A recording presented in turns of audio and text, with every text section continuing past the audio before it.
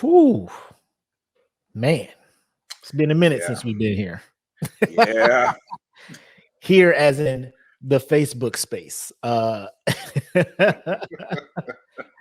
We here, and it's for good reason that we have returned to our stomping grounds of Facebook Live and the public domain of YouTube, not behind the Patreon paywall. Right. But we'll get into that in a bit. I don't know if you're sharing the link to the other spots Yep. You right now. know it. Well, cool. Um, so we'll wait for a couple more people to jump in here. But You know, we got to be on the draw, man. We back live.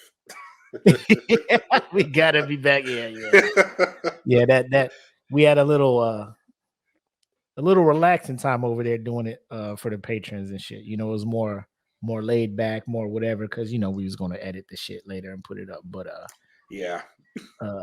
we out here. We out here. Oh shit, what up, Kim? First comment of the Damn. night. What up, What is girl? up? I hope you're ready for a good show because we got one for you. So just sit back, roll one up, pour one up. You know how it goes. It's a Friday. Coming into this, we thought we was just gonna do a like a look back, you know, highlights of some episodes and shit like that. But Yep. as always, the world be on some shenanigans. So it gave us some stuff to talk about moving into this one. And because we wanted mass participation for this episode, we picked some pretty juicy topics to talk about. We did.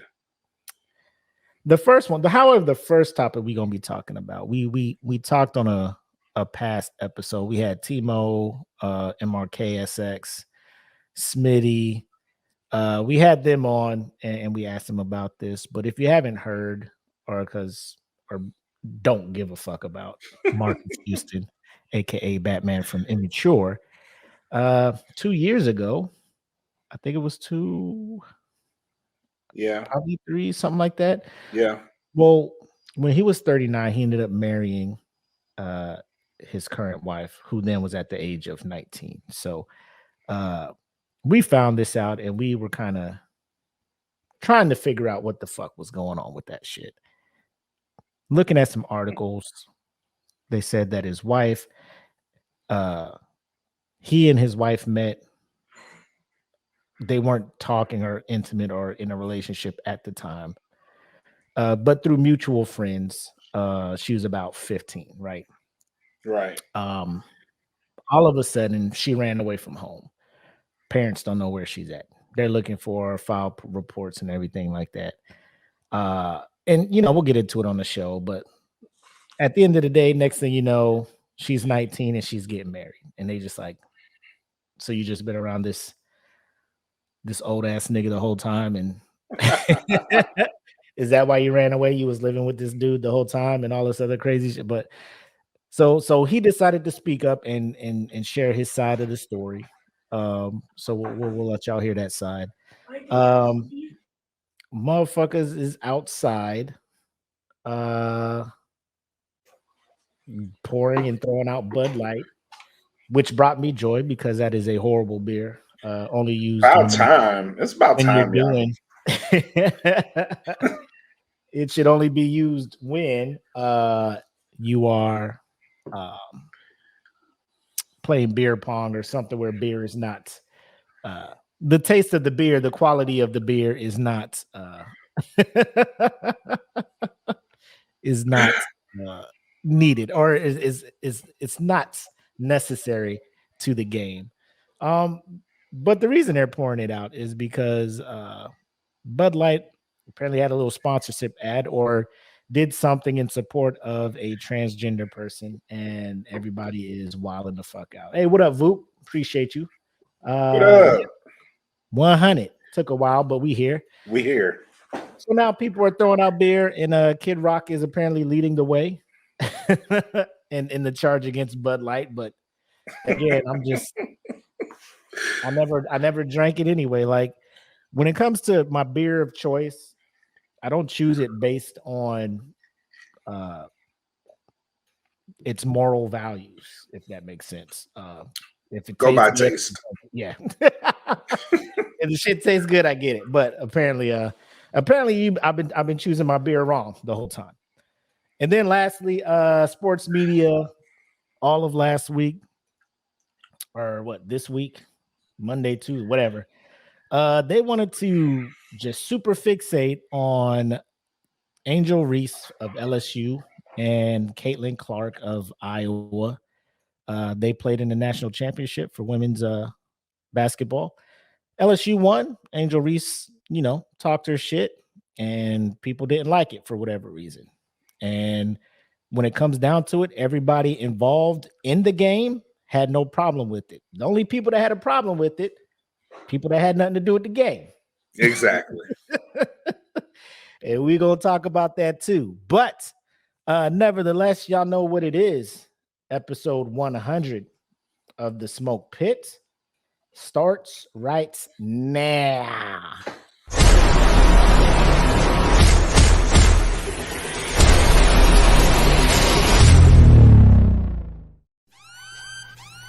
Welcome to the Smoke Pit. It's Friday night, come and take a load off. Come sit in the Smoke Pit, it's time for us to show off. It's been a long week, come relaxing, get some laughs in, and let's talk about these brackets. And while we at it, tell me whose man's is this? Cause I got questions, I'm hoping you can answer it. Get ready, cause you know we gon' talk a lot of shit. It's Mac and Mac, welcome to the Smoke Pit. Yeah. Y'all know what it is, ladies and gentlemen. Friday night, we back. I know we took a little break. No, we did a little audible last week, went to a Thursday. Yep. Now we're back on Friday, episode 100. Y'all know we had to go big. We had to go live for Facebook, YouTube, all of that stuff. Patreon, we haven't forgot about you. We got something special for y'all for 100. But we figured let's bring in everybody because, we started free out here for everybody. Podcast of the people. Figured we come back for the people. And, do what we do and do what we do best, taking it back to the early days. And yeah, man, let's just have a good time tonight. Let's just have a good time tonight. Max participation. Yes. Let's live it up tonight.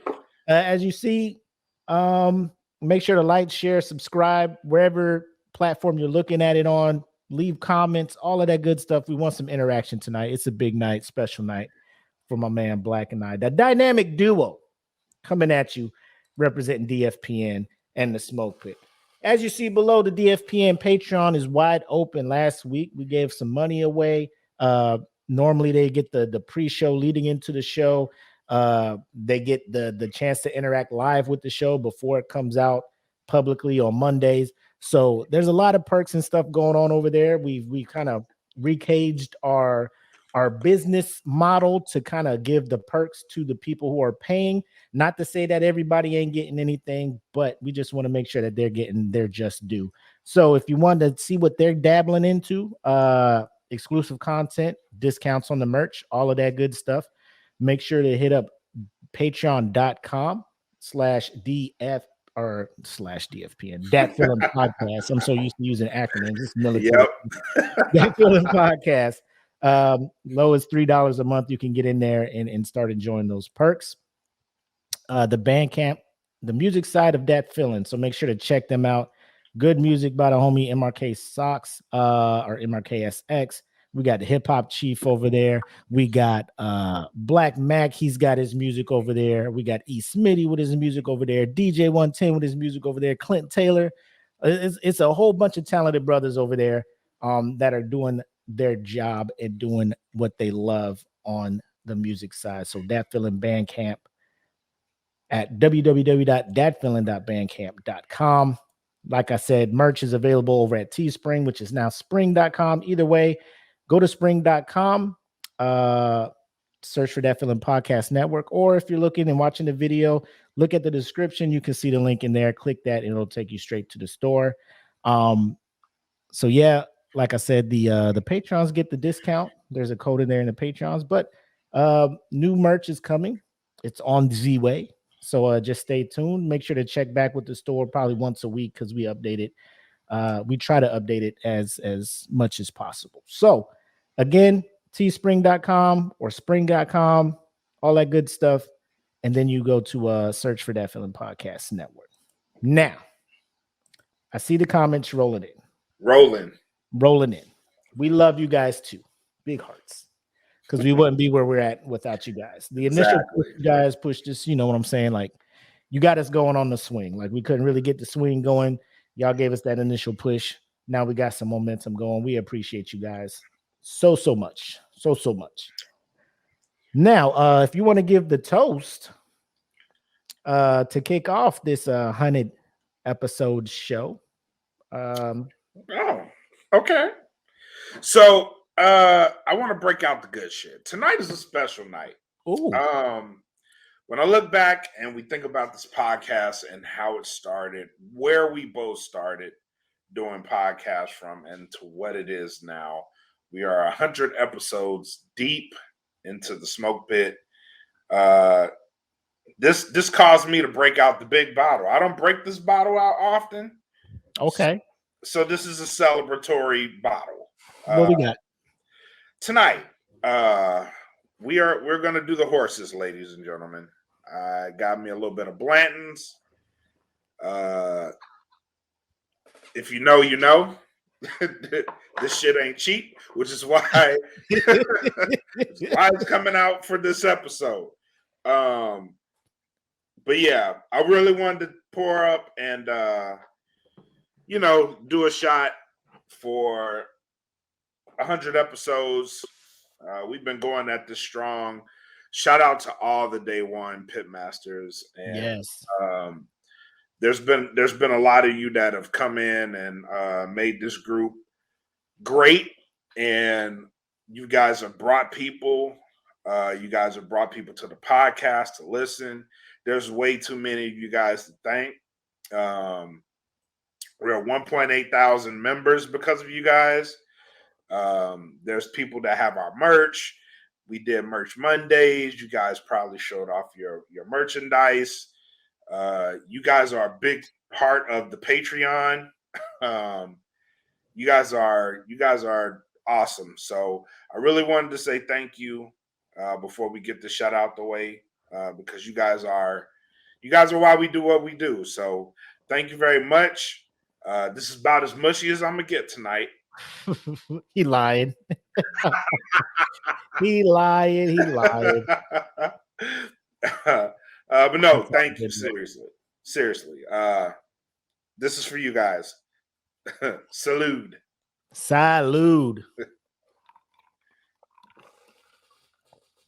See, I ain't bougie like my boy here. Sticking to my roots.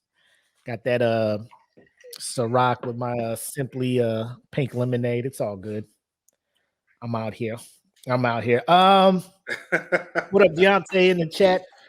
Big moves from Saturday Night Nerds. I don't know if you guys saw. Yeah. They were able to host a panel at the Cape Anime Con, I think. So big moves. They are also moving and having a great 2023. So shout out to them. And y'all keep going. Keep doing what y'all doing. You know, DFPN got your back. We here with you, man. Everybody eats, B. Everybody eats. Well. Now that we got all that out the way. Ladies and gentlemen, pretty much our day one fans who've been rocking with us for a while. There was an episode that we hosted where we talked about one Marques Houston. Now, if you don't know who that is, yes, he is was the lead for the R&B group Immature. Stage name was Batman. You may know him as Roger from Sister, and the one dude that tried to take the House Party franchise and run with it after Kid and Play was done. I don't remember pretty much that movie. Killed the franchise. But that's pretty much also of You Got Served fame. Oh my God, I forgot about that. How could you forget about that, man? That's culture. That's culture. But we did an episode talking about him and his wife a few years back, because when we did the episode, he was 39, his wife was 19. Yes. And there were some questions about how him and his wife started their relationship. So what I want to do is take you back, way back, and Way back. and share with you the episode that I'm talking about. And this is like a two birds with one stone thing, because you all get to see how far we have come. Ooh, Lord Jesus, look at that quality. Woo-hoo. How far we have come as a show. Lord. Wait till you hear the audio. It's, bro, what was we doing? What we was Wildin'. Bro, look at me. Look at me. Look at the background. Bro, Just, you was on TikTok profile. The vertical phone. just wildin'. Just have my phone all vertically and shit. Just But let us go ahead and play this and get some background on what we about to talk about today. Do we have a problem with this? Is everybody cool with shit like this? Or is there we got problems? Because go ahead, Timo. Go ahead, Timo. I'll let Timo. Whatever the parents, if the parents don't got a problem with it, if they do. We buffering out here? No, that's enough. He said that's enough. Okay, but what it breaks down to is I end up telling everybody a little background, because when you look at it, you're just like, well, it's legal, all that other stuff. So the background of all that was they met through mutual friends. When Marques met her initially, she was like 15, but according to him, nothing was happening. Like there was no connection or anything like that. The young woman runs away from home at 15 and is missing, literally missing for years, right? Next thing you know, the family hears from her and she is just like, yo, I'm engaged to old buddy here. This was when she was 18. When she turned 19, they got married and everything. So Marques, like everybody's been kind of saying something about it. Like, yo, we're not really understanding what you're doing out here, Marques. And so for the last 2 years, they've been kind of chill, not really saying nothing, minding their own business, living their life. But for some reason, Marques felt the need to speak out on this issue. I wonder why. And I think we had what was it? You shared that link to me in Instagram? Yep. Was it on Facebook? No, it was IG. Okay, let me head back to IG then. Because what he had to say, I want to do him justice and let him tell you or explain to you how magical and on the up and up this relationship is. It better be. You better not have no issues. Son, just let this man speak. All right. I'm jumping the gun. And then we'll jump on his neck if need be. You know what I'm saying? Oh, no, it's coming. So I assume you heard this little interview he gave, and you're not buying it. Okay. No. Not at all? Mm-mm. Okay. All right, ladies and gentlemen, here's your boy, Marques Houston.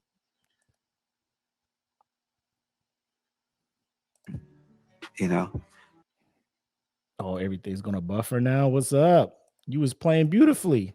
Uh-oh. How we met, through mutual friends and everything like that. When I met my wife, she was 17. So, we had no really conversation, no really connection until, she was of age. And, it's people don't understand it, and I got a lot of course, I got a lot of backlash for marrying someone that was 19. And when we did finally start to talk,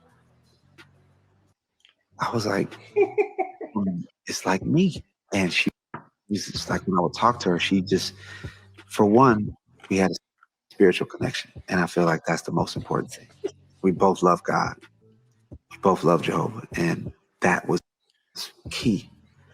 And being able to start being around her and talking to her and talking to, like, we got it. We connected through music, and her spirit, her kindness, her heart reminds me a lot of me and my wife's situation is a little different. So that's what he had to say about it. We met when she was 17. There was no connection. Then there was a magical connection, apparently, on her 18th birthday or whatever the fuck it was. Some bibbity boppity boo shit happened, and he was just like, "Hey, God, is that you?" So you already said like you ain't buying it. No. What? Share your thoughts, my guy. It's giving Surviving R. Kelly to me. This is what it's giving me. Yeah, you had a spark like magically at 18. Oh, this woman she's like me. Of course, motherfucker, she's immature. Like you. All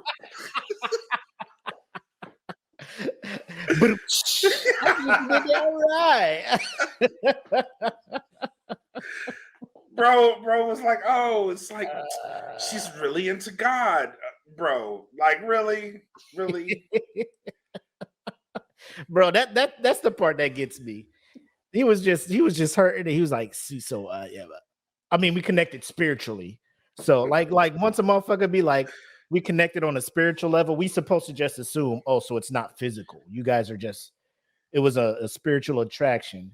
Like God spoke to you and was just like, hey, marry this chick that was a newborn when your ass was 20 out here in these streets. Right. Like this is what God spoke to you, was just like, Marques, this girl is the one. Literally, this girl is the one. So and that's the part, like, I don't know if the interviewer was just like, so what about the articles about this girl running away from home? Maybe he's like, well, if she ran away from home at 15, I didn't meet her until she was 17 down here in California. And because I don't care what anybody says. This is my take. If you knew her at 17 and then all of a sudden when she 18, whatever, y'all start talking like intimately and shit, you liked her when she was 17, dog. No, facts. You liked her. He led with this. He was like, there was no connection, meaning there was a connection. So that's what I want to know. Y'all was just friends when she was 17 and you was 37. Y'all was just friends. Right. This is given, the E8 at the squadron with the new chick, the A1C from tech school coming through. You know what I'm saying? We got a fresh one. That's what that is getting. That's what that's giving. Oh, if you have nowhere to go for Thanksgiving, you can come by my place and don't you do it. That's exactly what that is giving right now, man. And it's not a good look. And you look at some of the comments in here, like some of the people are just like, who is the mutual friend? R. Kelly? People ain't letting this man live at all, man. No. But somebody in the comments did bring up, and I don't know, I have to check the age. They're like, y'all on this dude's neck and questioning this, but y'all praise Jay-Z and Beyonce and their story. And isn't their story just as similar? I don't know. Be honest. No, Jay-Z wasn't damn near 40 when they started talking. And Beyonce was overage. Now, if y'all really want to get into the weeds of that shit, like, she was with Mos Def first. And the Mos Def shit, I'm like, Beyonce? Yeah, she was with Mos Def. Ooh, before I she ain't was know with that. Jigga. Yeah. That's the to the left shit. That's about Most Def. What? Yeah. Not my nigga Mos. Yeah. And I'm like, you skirting on borderline, bro. But nah, Jigga's legal. What's their age difference? It's up there, ain't it? It ain't 20. Beyonce's like 41 and it's like 10. Like Hey, 10 or Chad, 11. if y'all could hook us up with that info real quick, we'd appreciate that. I want a refund on my immature tickets. My mom bought when I was 12. His publisher should have stopped this interview. He made the situation worse. Oh yeah, definitely. So when the clock struck 12 a.m. on her 18th birthday, they had an instant connection. Started talking, and then they got married when they was 19. That was Cupid. Cupid had his clock on. It was like, all right. He was here was just like, oh yeah, my man here was like the countdown was on. He was like, oh, no, I can't. When's your birthday though? I might buy you something for your birthday. Yeah. I got something for you for your birthday. All right. Birthday sex. What Kim say here? Oh nah, when B and J did Bonnie and Clyde, she was not 15 or 16 when they did that. No, she was grown, bro. She was grown. When they did the original joint with Wyclef, the No remix, she was 17, 18 at that point. So me and Beyonce kind of around the same age. That's what I'm saying. She's like 41 or 42, and Jigga's in his 50s. So okay. All right. Yeah. And plus, it wasn't like Jigga was waiting for her to turn 18. No, he wasn't. That's the fucked up part of this situation, man. And this motherfucker was on some 40-year-old virgin shit for real. Like right. for real. Like first you plant the seed, then you grow the seed, and then you fuck the seed. That's what he was on. So you think some kind of grooming is oh, no doubt. Yeah, Beyonce's 41. Yeah, she's around my age. I think I'm 42. So I knew she was around my age. So that's why I never really looked at it as crazy. Because like when they started dating, right, Bonnie and Clyde and Crazy in Love, like I was 22, 23. So I'm like, this woman's well in her 20s and shit. Yeah. I didn't know where Jay-Z was at, but it is what it is at that point. But the grooming wasn't there. Like Jay-Z didn't meet her and like sign her to a label and all this other crazy stuff. Not that Marques did that, but you know, I met her when she was 17, and then all of a sudden y'all married at night, you know, when she's 19. You know, like it's somebody in the comments was like, that ain't your wife, that's your water. Like wife and daughter mixed. It is. Jay-Z 53, Beyonce 41. That's 12 years. I mean, that's, you know, that ain't terrible. No. Now I guess it all depends, right? So if like Jay-Z was 32 and Beyonce was 20, you know, people be like, you know, if he was 30 and she was 18. That's what I said. Like he's skirting on border. He's skirting borderline. You know, but yeah, you know, it's like she was well in her 20s when they started talking and all that stuff. So it is what it is, you know. Right. This one is just, it hits different because it's not like, because people be like, look at age difference of these people, these like Leonardo DiCaprio and his girls and shit like that, right? You know, like Leo's just like, you know, you 22, I'm whatever the fuck I am. Let's go. It's not. I don't know. And this one is just screaming grooming. Yeah. No, it's like because you caught her underage. You know what I mean? Right. Like you openly admit that you met her when she was under the legal age, and then magically, like there was no connection when she wasn't legal. She like my little sister, man. She like my little sister, man. Stop that. Right. Man. I can't look at it that way. Happy birthday to you. Hey, you want to go see a movie or some shit? In the motherfucker. And many more. God damn, she's fine now. I think we need to take our relationship to the girl, where you get all that from? Where you get that from? Oh shit. Like so I mean I don't know why he felt the need. Like, cause he fell into my out of sight, out of mind thing. Like I already spoke about it. You out of here. Like you living your life. Like you ain't breaking any laws of now. You know what I'm saying? Right. You 42 now, she 22. You know, she just had her first year of drinking legally, and you've been doing it for the last 20 years, you know. So I'm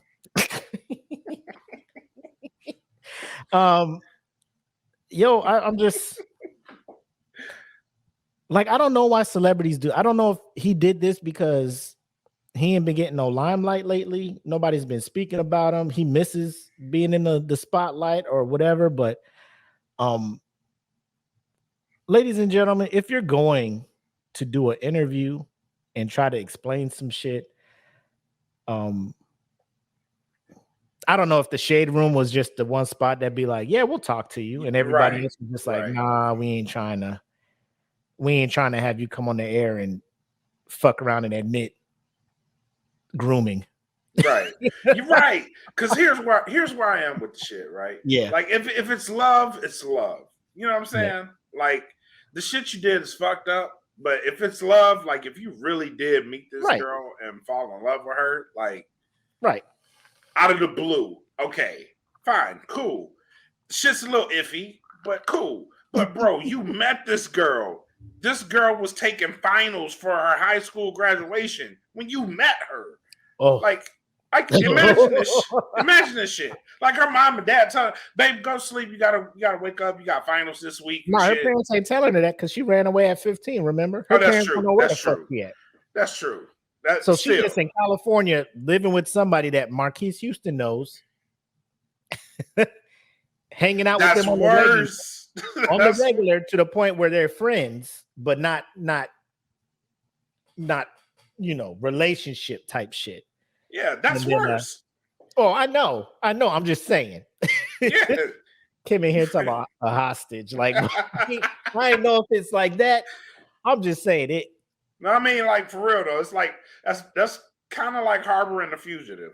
She ran away from home, and like that's already worse. Like you getting the Amber Alert on your phone, and that motherfucker's with Marques Houston. First of all, your kid runs away at 15. You don't hear from them for like years. Like what kind of parent are you? Yeah, exactly.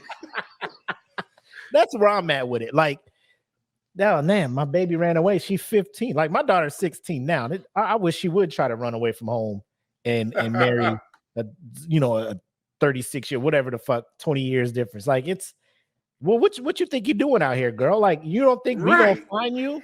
You out here in California living with somebody, going to school. I'm hoping she finished school. It's a why this nigga come out and start talking about it, man? Right. Girl, what the fuck is you doing in the toy district with fucking Marques Houston? What is wrong with you? Now, say the ages were reversed. I don't know if there's I guess you could say Caitlyn or not Caitlyn. Who is it? Kris Kardashian. That's the mom's name. She's out here trying to find these younger cats.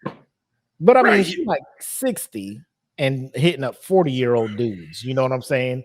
It's a difference. Yeah, it is. It's a difference. Like here's the difference. Dudes in that age range want that shit. Like they invite that shit. I mean, and even if it was like the situation with Marques Houston and his wife, I don't think it'd be that big of a story, honestly. If the roles were reversed? Yeah, I don't think that. No, because they got that whole shit on TLC, that MILF Island or MILF. Exactly. And that shit get ratings and shit. You know what I'm saying? Like if a woman groomed a man for this type of shit, like I don't think it'd make the news. Mariah Carey be big on doing that shit too. Yeah, that's true. Because she was dating that backup dancer who was like hella young. I mean, I don't know. Like I don't know. I'm just Marques. If that shit was true, ain't no need for you to come up and speak your mind. You know. And you should let that shit alone, bro. The eyes of the law, you were not wrong. You could have just waited till like 10, 15 years down the line to speak about it. And that way, y'all already got 15 years of showing that y'all in love and a happy couple and everything, bro. Like, wait until she get tired of your ass. You know what I mean? Like, soon right now. it is. Y'all probably had y'all first argument, and then you was like, I'm gonna go show her how I love her and do this interview and tell her, how much she means to me, which is dumb. I mean, in a normal marriage, it's cool because you're a celebrity. You can go on the radio and be like, yeah, when I met my wife, blah, blah, blah. Now I love her so much. And in your situation, nah, don't do that shit, bro. Don't do that. don't do that. Don't do that. I don't know. I mean, it's in his defense. It's not like she run into this dude like in the heyday of his career. This is true. You know what I'm saying? It's not like R. Kelly was still prominent out here making music and stuff, and that's why these girls were running to him. I don't know what it was that made her latch onto him. If she just listened to her mom's oldies, it was just like, this immature guy is, or she watching reruns of Sister was like, this nigga Roger is cute. I'm gonna marry him one day. And then you finally meet him, and you know what I'm saying? Or she saw you got served, and she was something like that. But this dude ain't out here like making albums still and shit. Like he's a celebrity, but it ain't like a celebrity people lining up to meet, Right. Like I think he's like a couple years away from like showing up at your local base exchange, to sign some shit or something. You know what I'm saying? He's getting there. I don't know what the rest of them cats doing, but they could probably sell out some USO tours. You know what I'm saying? So yeah. Catch him at Osan at the Mustang Friday night. The Mustang is gone, bro. Is it really? Yeah. God damn. I think they just made it just the one club now. Wow. It's just the E Club and the O Club. They want all the hedonism to happen in one centralized spot. So so they ain't got to split it. You know what I'm saying? It makes sense, but it makes sense, but that's a lot. More news popping off during this week. Bud Light appears to have dropped a bomb on some folks, particularly a certain demographic that apparently supports them or was supporting them. Needless, just I don't know why anybody is so attached to Bud Light. I'm gonna just tell y'all right now. If it's because you like light beer, there's better options of light beer out there, ladies and gentlemen. If it's because it's Anheuser-Busch and you just support everything Anheuser-Busch does, they have better. Bud Light is as American as apple pie. I'll be damn near, bro. It is. Like, bro, people you are not a true flag-bearing American if you don't drink Bud Light or Budweiser. So, to me, Bud Light is beer pong beer. It pretty much or flip cup beer. If you playing a drinking game, Bud Light, Coors Light, any of the cheapest beer, you go to the classics, you get a pack of 24 for less than like $12, bro. Put it in the cart. Let's go. Yeah, that's the ration beer, right? Yes. But apparently during the women's tourney, right? Dylan Mulvaney, I'm hoping I'm saying it right. So is a transgender social media influencer. And during the tournament, I guess she reached her full year of transitioning, and Bud Light went ahead and hooked her up with something. So let me go ahead and play the video so you can see the ad that caused America, or middle America, to collectively lose their shit. Yes. Because I was wondering, because I didn't know anything about it, to be honest, until people started posting, I was confused as fuck yesterday. I was like, marked myself safe from being offended by a beer can. right? I'm I was like, what is y'all why is talking about everybody out here, right? so mad at Bud Light? What is going on? And then I read it. I was like, oh. But here we go. He did. So that was the ad. People saw that and was just like, I am out of here. I will not condone this wild behavior from a beer that people will drink and do the most outlandish shit. Half of the stories of, hey, hold my beer, motherfuckers is probably drinking Bud Light. Doing outlandish shit. So when the beer company does something in their mind that's outlandish, you're just like, hey, wait a minute. This isn't what my beer should be standing for. If y'all just don't fucking, go back to the goofy ass commercials. And I'm just like, bro, this wasn't even a commercial. This was just Bud Light, like, here's a can. Congratulations, all that stuff. People just like, what? Y'all out here congratulating transgender people? I ain't for it. And fuck that. if you go to, I don't know if you guys dabble on TikTok or whatever social media you're on, but there have been a lot of people who are filming themselves switching out their Bud Light for Coors Light and then taping themselves pouring the Bud Light down the drain, throwing it in the trash, all of this other stuff. Almost to the akin of when Kaepernick was taking a knee and everybody's like, well, let me burn this Kaepernick jersey. Let me go buy a Kaepernick jersey. Just to burn that motherfucker. Here's the funny part. Here's the funny part about all that shit. Especially the Coors part. Budweiser owns Coors. So y'all just running from one arm to the other one, really. That shit is funny. All I know is I better not see y'all in line at Busch Gardens, at SeaWorld, at any Anheuser-Busch theme park. Make those lines short for me, please. Thank you. Busch Gardens is right up the street. I would like this summer to go and ride all of the rides without paying for the fast pass. So please keep that same energy and stay away from them parks. Thank you. And let the people who have better things to worry about enjoy the park. Please the and Kid thank Rock you. video. Yes. I don't know if you guys have seen the Kid Rock video, but this man was legit shooting cans of, but like this man was like, but these cans have to die. Like the most dramatic way of ridding himself of Bud Light. This is America, damn it. But Kid Rock is that kind of dude. You know what I'm saying? He got a fan base he got to keep entertained and shit. Why are we so like it's 2023? Why are we so mad at the fact that a transgender person can drink a fucking Bud Light? Like, why is that a thing? They don't care about that.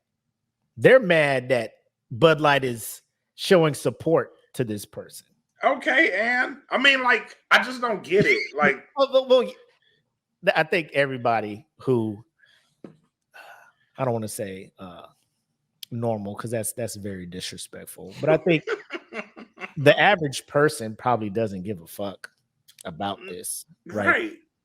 Because like, if you've been drinking Bud Light for this long, there's a reason. Yeah. One, it fits your budget. That's probably the main reason, right? 75% of the reason. Another reason, you just, you like the tastes or whatever. Like that's what you know. That's that's the beer right? The beer you grew up on or whatever. Yeah. So, like your taste buds have acclimated to Bud Light. So why would you go from Bud to Coors? Like that, and everybody knows Coors isn't great. Like y'all can just go straight to Michelob. Like what was the decision here? Like where are we going from Bud Light? Like Bud Light is already awful. So y'all just decided we're gonna go from awful to shitty. And then we just gonna hang out there. And then somebody told them, like, hey, Coors is owned by Budweiser too. So now they're going, stay away from Yingling. Okay? If that's how y'all really feel, stay away from Yingling. Don't bring that energy over Yingling there. is you if you live in a certain part of the country, you ain't got it. Exactly. So it's hard. Like Bud Light is everywhere. It's prolific. So now people are just like, I gotta go to the next most available beer, like Miller Lite. Like y'all could go over there. You know, it has, Yeah, you could. according to the commercial, more Great. taste with one Great less taste, calorie or one less more filling. calorie. So try that shit out. This hear me out. From the videos I've seen, and if you guys have seen videos that show otherwise, please let me know. Send them to me. Ain't nothing but a whole bunch of like very conservative white people fucking with Bud Light. And they fucking with it to the point where they trying to pour the bitch out and make a whole statement. First of all, Bud Light will be fine without your money. You're not really hurting them. This boycott ain't hurting their pockets none. They still gonna be here. They probably fucked around and gained a few more customers by doing some shit like this. Because people who are now going to start doing this out of spite to all the people who are trying to throw this shit away. True. True. It is it's a weird thing. Like this is the hill you guys want to die on. And if you got your values, your morals, all that good stuff, I ain't trying to change you. You know, be who you are. But of all the things to protest, man, beer?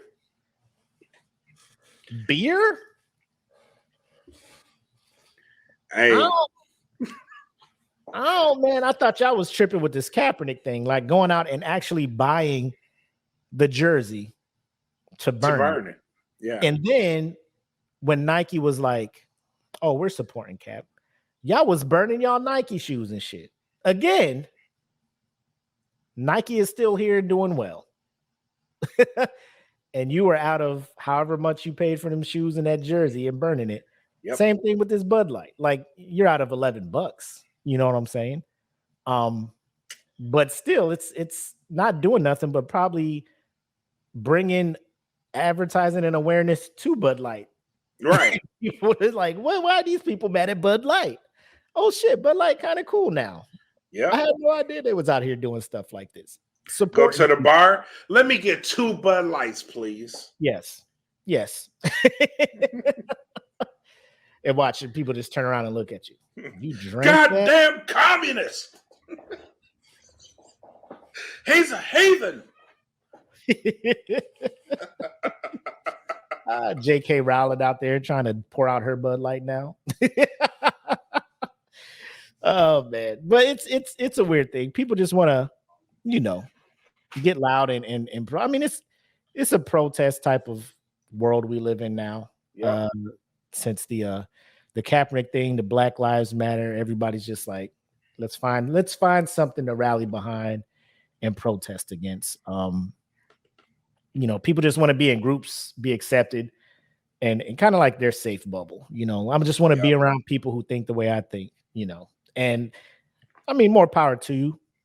Everybody would like to just be around people that share the same morals and like-mindedness and stuff. But I think that takes away from what's supposed to be making this country great. You know what I'm saying? No, I agree. It's sad, but hilarious at the same time to see these people think people give a fuck about what they're doing with their beer thing. Like on TikTok, they post them and they're thinking that people in the comments will be like, hell yeah, brother. Yeah, but they're just getting roasted in the comments to the point where they turn the comments off, right? And then people see the videos and stitch them and make fun of them that way. And so they're trying to like make their videos unstitchable or whatever and all that shit. Like, bro, people will still find a way to screenshot your video and still make fun of it. Like, just stop trying to make a spectacle of you standing up for something as trivial as this. Like, this isn't human right. Crazy. This isn't. This isn't anything crazy. This ain't like the shit going on in Tennessee with the, the people standing up and getting kicked out of the They expelling people Congress. from from the Congress for what I'm saying, for standing up for certain things. But I guess they look at that and they're like, man, that's stupid. Why are y'all doing that? Hey man, this transgender woman out here drinking this goddamn beer. Fuck that. This is where I draw the line. God damn it. This is where I draw the line. Now enough is enough. God, you're fucking with America now. You're fucking with America. You might as well just take a knee during the anthem. God damn it. Damn it. Bud Light just lost a fan. That meme, bro, all you got to do is just change the topic. Yep. And the same people that are in that fucking meme, those same people. You lost me. With the white rims. Well, you lost a fan. Well, Bud Light, you lost a customer. This shit is fucking absolutely ridiculous. And I don't know. Like, I just be trying to go through the week. And I just, like, this shit just falls in my lap, bro. It's a layup. I thank you. I thank you because we have stuff to talk about. But, I mean, whenever y'all feel like y'all don't want to talk about the crazy shit no more, like, I feel like we can hang it up as a smoke pit. But as long as there's people like y'all out there, thank you. Y'all keeping us in business. Yes. This shit is ridiculous, bro. My man in here talking about, it feels like the damn Twilight. So it does. Like, why are y'all out here mad, protested about the loss of innocent or lives at the hand of police officers? That's stupid. Why are y'all protesting? What? This man lady drinking beer? Nah, I can't fuck with that. Let me take my Bud Light out there and shoot it with this goddamn gun. Toss it in the air like a frisbee. We're going to shoot that son bitch. That's what I think about you guys. I mean, America. You already bought the beer. I don't care how it disappears. The profit has already been made. At that point, it's okay. I hope you and all your followers enjoy the spectacle you put on. But yeah, don't tread on me, goddammit. I go to this shopette tomorrow. I bet Bud Light's still in the freezer or the fridge over there. So I don't see Bud Light going anywhere anytime soon, is all I'm saying. Oh, hell no. Because y'all know when y'all need to buy a keg and y'all looking at the prices. You know which one you going to buy.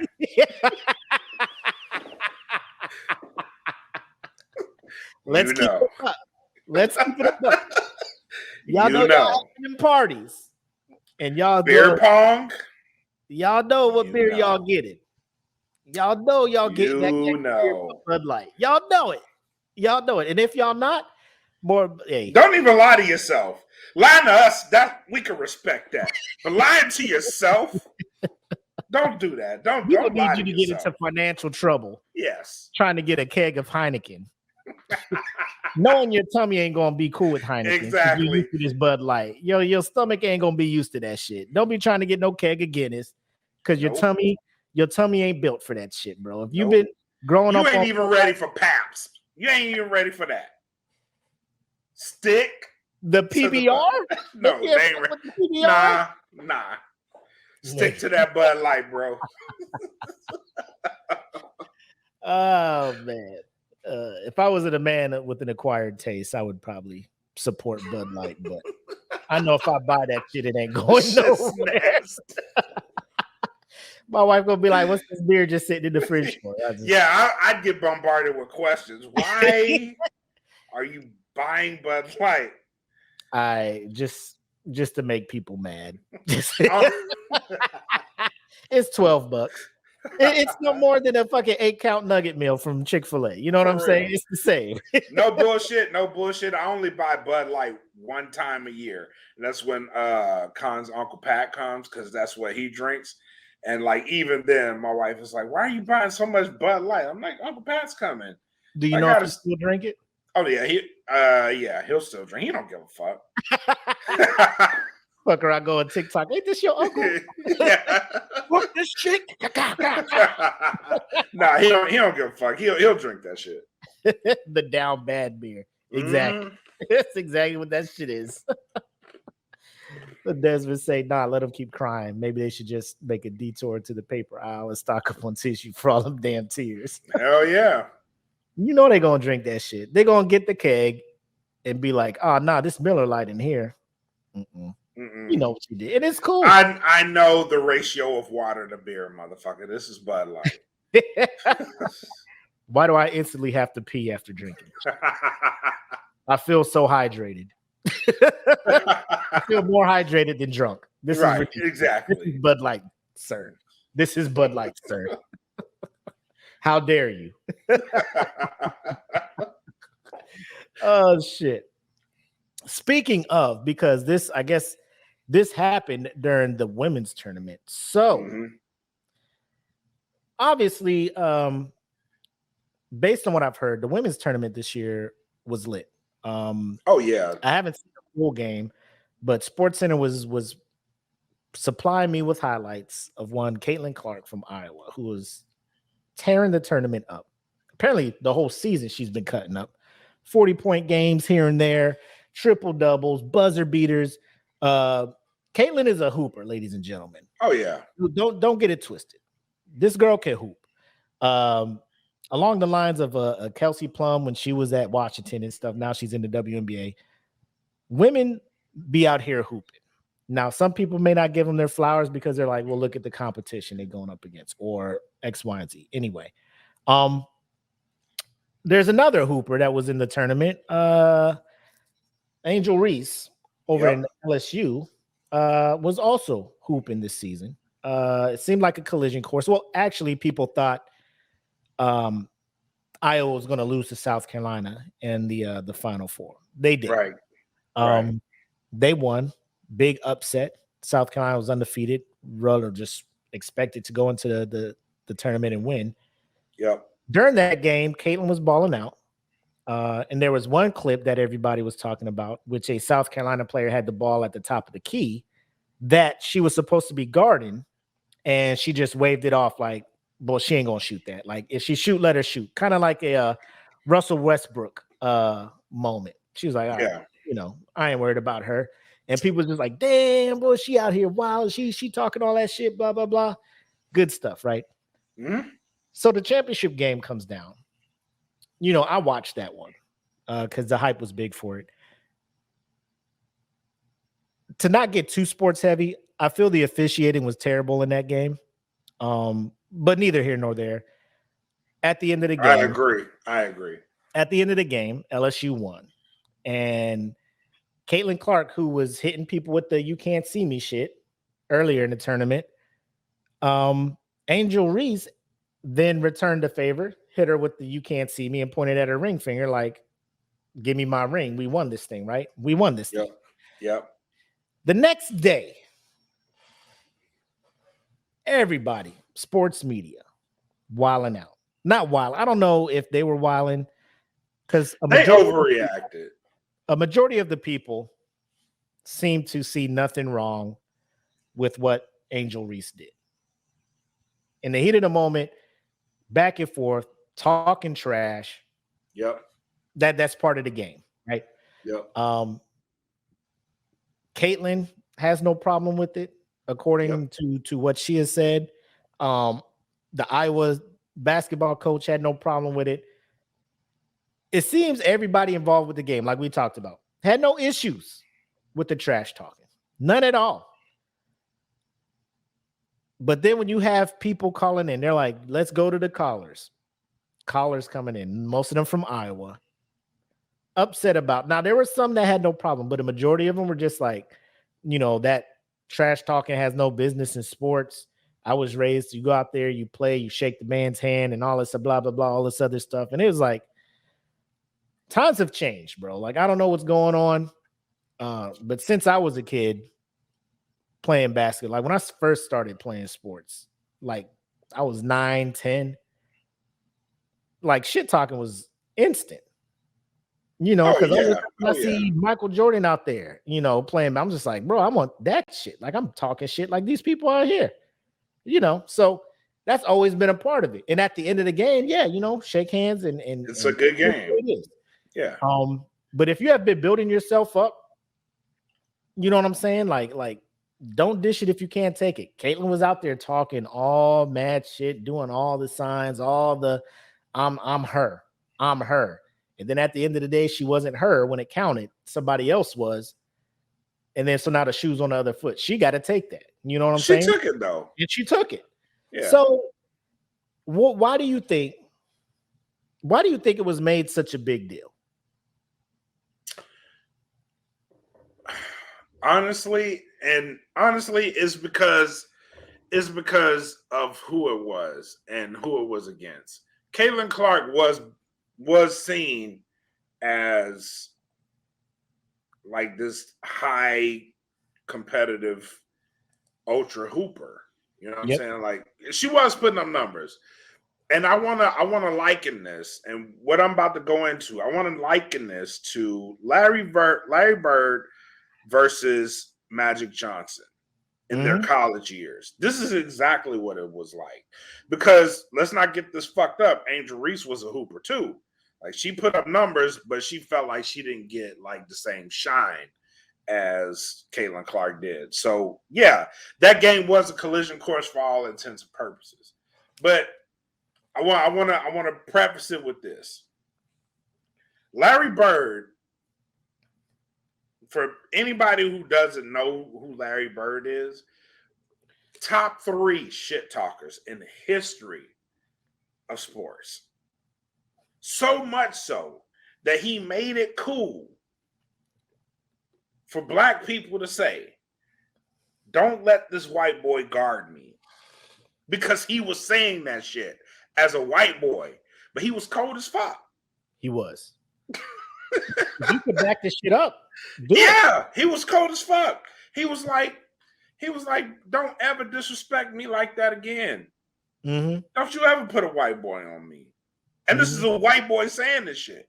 Like, don't ever put a white boy on me. I will burn this motherfucker. You better put somebody black on me because they play defense. Yep. Like, this is the shit, like, and this is the shit that was talked about way back then. You know what I'm saying? And nobody had a problem with it. Why? Because it's competitive. Mm-hmm. Here's my thing. I think a lot of what was happening in the regular season leading up to it, because Caitlyn was on that shit the whole season. Like, I'm her. Yeah. Angel would do the same thing. And then people would be like, she too hood, she this, that, and the third. So a lot of people are looking at it is because she's black and Caitlyn's white. Right. That Caitlyn gets a pass for it and Angel doesn't. It seemed you could go there. Good behavior. Yeah, you can go there. You can go there with it. Some people were going to, and some people were kind of alluding to it. But at the end of the day, most of the people on the sports thing have been saying they see no problem with what she was doing. Right. And a lot of people were saying, I guess the people who were trying to push that agenda was like, there's media outlets that were calling her hood and a thug and stuff. And people were just like, well, where's the article? Well, like, shoot me an article. I've been researching. I haven't seen one article, one outlet saying anything like that. And if they're smart, they wouldn't make that shit public. You know what I'm saying? Right. After how long ago was that? When Rutgers women's basketball team was making moves, and there was a radio host that called them like nappy-headed hoes. Yeah. Don Hymas. Yeah. And I have not heard from that motherfucker since. Again, people be like, "Oh, cancel culture." I'm just like, bro, that's just business, man. Like, that's nobody, shit talk. Ain't nobody trying to hire nobody that says shit like that nowadays. Yeah. If you think it's true, then okay. But if you on these airways, you got to know what your bosses will and let you say. That's different. Yeah. But what Caitlin Clark and Angel Reese did, like, that's normal sports shit talk. Because of course, if I see you running down the court doing the you can't see me shit, like the Yep. John Cena shit. Like, Yep. of course, if I bust your ass, then you about to get the same treatment. You already know. It's hereditary, bro. You know I gotta do it. You know I got it. You know it's coming. This is how it feels. You Yeah. need to see how this shit You've feels. been out here busting people ass and doing that shit, bro. I bust your ass. Of course, I've earned this. Facts. I've earned the right to be like, you can't fucking see me. You know why? Because I just bust your motherfucking ass. KC down here, he's like Sam Cassell with the big nuts dance. Like, Hell when yeah. you pop off. You know, like everybody has their thing, man. Like the you too small thing. So here's where I'm at. Like people like Pat Bev and Dylan Brooks and Draymond Green. Maybe Draymond's an exception because his team wins, but he don't really. Yeah, Draymond, No. you just a product. Some people will Dylan say Brooks is too, in a way. Yeah. But I mean, it's like y'all ain't that dude to be doing that. You know? Draymond just know, like, I'm here. Like, I think all three of them know they're not that dude. They just, I'm here for hustle and heart and all that other shit. That's Right. why I'm on the court. So that's why I do my shit. But I feel like if you're gonna have to, if you talk shit, it's because you did something, not Right. your team. You can't be Right. out here like, you know, I'm out here as a 4-time champion. No, Steph and y'all are. You know who built this shit. Yes. No, I'm not saying he can't hoop. Like if me and Draymond played, like I'm 9 times out of 9, he'd win. You know what I'm saying? But I mean, but it's not like the 12th person on LSU's bench came up to Caitlin and was like, "You can't see me" and shit. You know, it was the star that put in work. Yeah, had that double. Yeah, and shit. You know, so it's one star to another talking that shit, and I think that shit needs to be normalized because at the end of the day, Caitlin knew what it was, Angel knew what it was, the coaches knew what it was. Everybody who played sports, everybody who fuck with sports and knows knew what that was. Yeah, outside of the people that were, you know, playing back in the 60s and sportsmanship was the whole thing. Like they could say what they want. I know shit talking was done on the court. Like I don't care where you're playing sports at. Like it's gonna happen. Oh yeah, you're gonna spill yourself. You can fucking play wiffle ball. Like I'm that dude out here. Like if you that motherfucker at wiffle ball and you Right. do some crazy shit, of course you're gonna talk shit. Like, you know what I'm saying? Look at this shit. Look what I just did. That's why I feel baseball is struggling with trying to get newer, younger fans in to get into the sport. No, I'm with you. They got all these unwritten rules of all of this shit. Like, don't showboat the pitcher when you knock a home run. Like, I'm not showboating the pitcher. This is for me. Oh like, shit! Yeah, yeah. I'm out here enjoying myself because I did that. You know what I'm saying? So now because I'm enjoying my accomplishment. When I come to the plate again next, you're gonna throw a 95-mile-an-hour fastball at me. Now, if I walk up to you with this bat, I'm gonna go to jail because it's assault. But you just slung this fucking bullet at me, at my head. You know what I'm saying? It's just like, don't you show me up. Like, bitch, just don't throw a fucking 90-mile-an-hour fastball down the middle of the plate. You know I'm waiting on that shit. You know who I am. You know who I am. Yeah. Why would you do this? I do think shit talking baseball would make it way more interesting. Because they used to do that shit anyway. Like if a pitcher was the shit, like Greg Maddux, Greg Maddux would throw a fastball and tell a motherfucker to hit that shit. Like, bro, if you can hit it, hit this bitch. The best example of this shit, like he's not pitching anymore because of some shit he did off the field, but Trevor Bauer was pitching for the Dodgers. And he was an ace. This motherfucker would be striking people out, and he would pitch with one eye closed, right? Strike somebody out. And then when they'd be walking away, he'd hold his hand over there like, I got you with one eye, right? So he threw a fucking pitch to Tatis, right? Tatis Jr. knocked that bitch out the park. It was running around the bases like this. right? And Trevor Bauer was just like, you got me. Like, you know, I talk the shit, you got me. It is what it is. That's the shit I want to see. You know what I'm saying? Yeah. If the pitcher is that dude and he gonna be talking that shit, that's sportsmanship.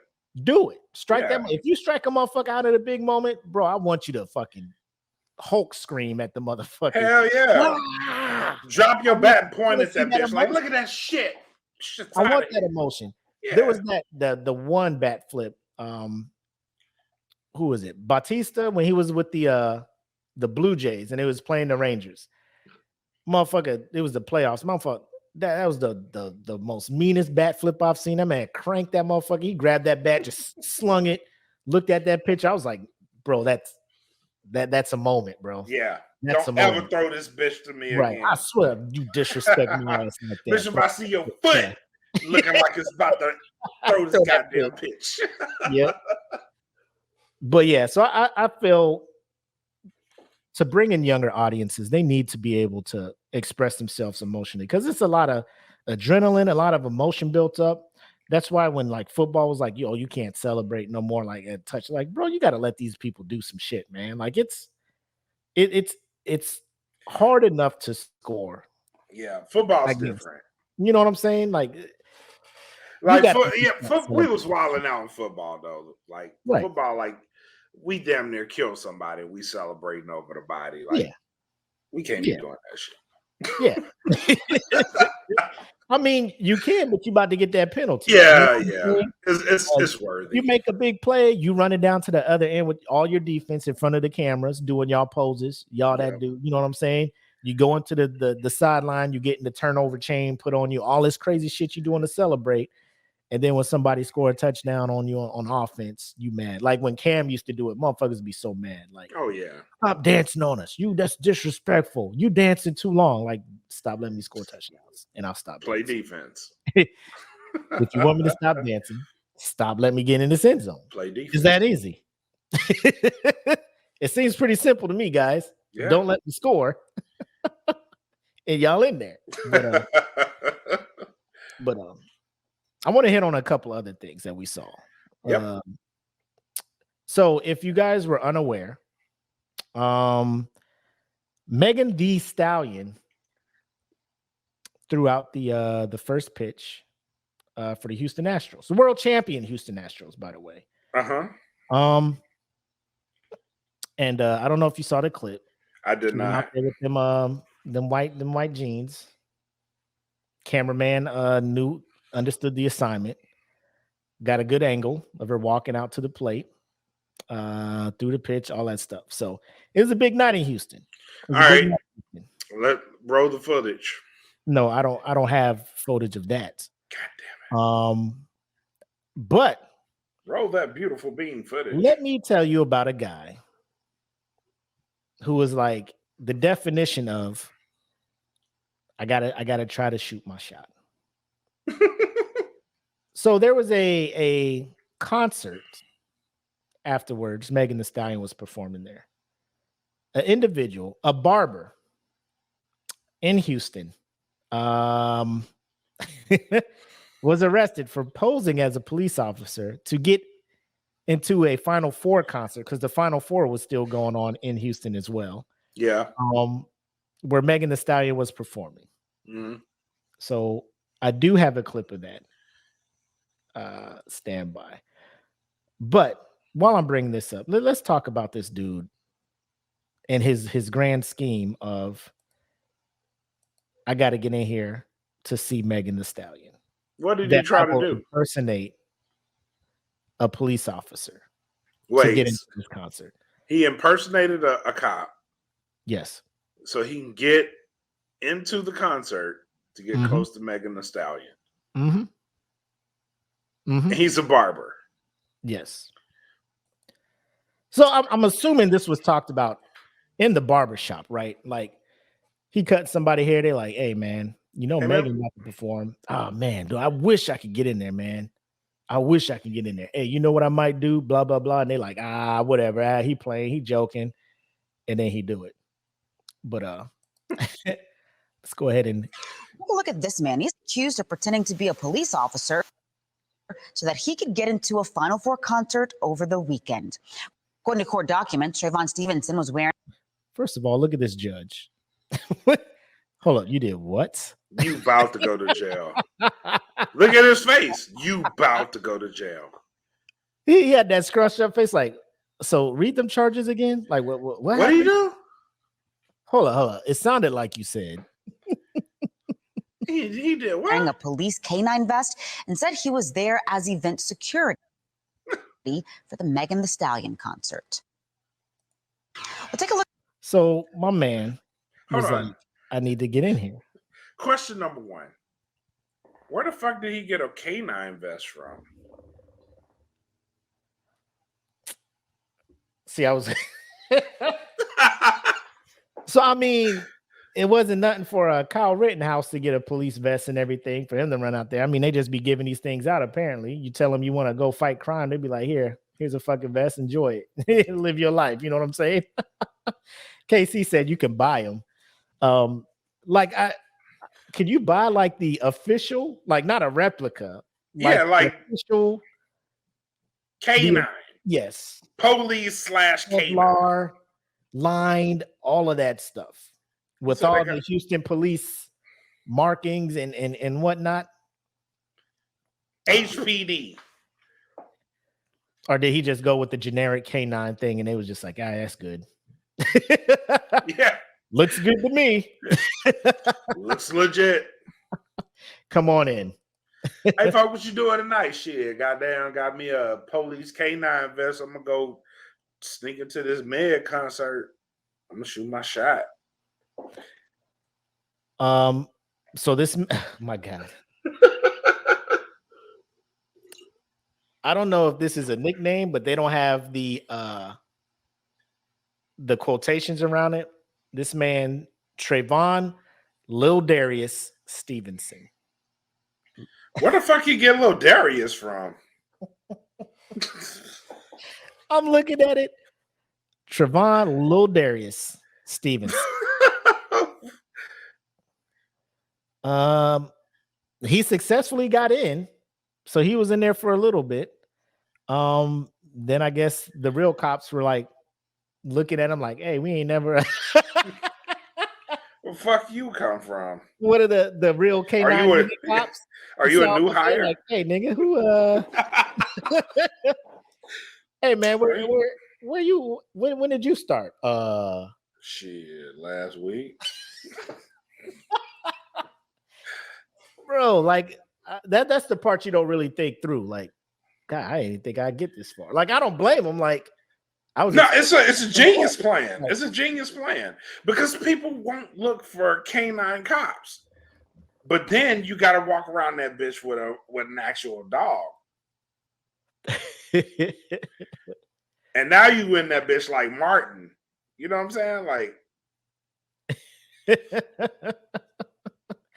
Somebody in the comments like, for quality control purposes, I need a concise description as to what his plans consisted of, where he went wrong, and how he was caught. Again, this is only for quality control purposes only. Information will be kept confidential. Can you imagine the nerves like when you actually get in? Yeah. Like, fam, I'm here. Oh, people are just like, bail that man out. Man, shit! I made it. And personal. The support this man has in here is ridiculous. I'm not even mad at him. I'm not. Yeah, it's just hilarious. Like, yeah, the risk you are taking impersonating an officer, like, you gotta that comes with jail time. Yeah, that's an automatic 3 stars. Yeah, on Grand Theft Auto. The minute you walk out with the police uniform on, oh shit! Oh shit! You fucking running one person over away from the fucking helicopter coming looking for your ass. But but I mean, it's like you want to like you can't take that risk just to see Megan perform. I mean, you were thinking like maybe I can get backstage and shoot my shot or something. Because you a barber, you gave yourself the freshest lineup. The freshest lineup. oh yeah. You like, hey, we about to come out here and do shoot. Hey, Waves is on fleek. I got the little extra medium shirt, so the biceps is popping a little bit. Got this canine thing on, got the little walkie-talkie. Like, this may be it. Like, she was fucking with Tori's little ass. Maybe I can get in there. You know what I'm saying? Maybe I can get in there. That because you can't take a risk like this just to see a performance. No, hell no. You got to get close. You taking a risk like this to shoot a shot. Yeah. I could be wrong, but like I mean, motherfuckers jumped the gate at Rihanna's house just to propose. So what was this? You didn't see that? Man, motherfuckers got fucked up trying to go propose to Rihanna. It's a story out there. Niggas was trying to like she was gonna say yes. Yeah. Like this motherfucker drove from South Carolina, bro. He saw the other people hopping the fence like, I'm different. I'm gone. Man, got like 7 other motherfuckers jumping this fence. They ain't gonna jump it like me. She gonna sit over this fence. She gonna be like, oh, he athletic. Yep. He athletic. Yep. He ran for my security the longest. He's more determined.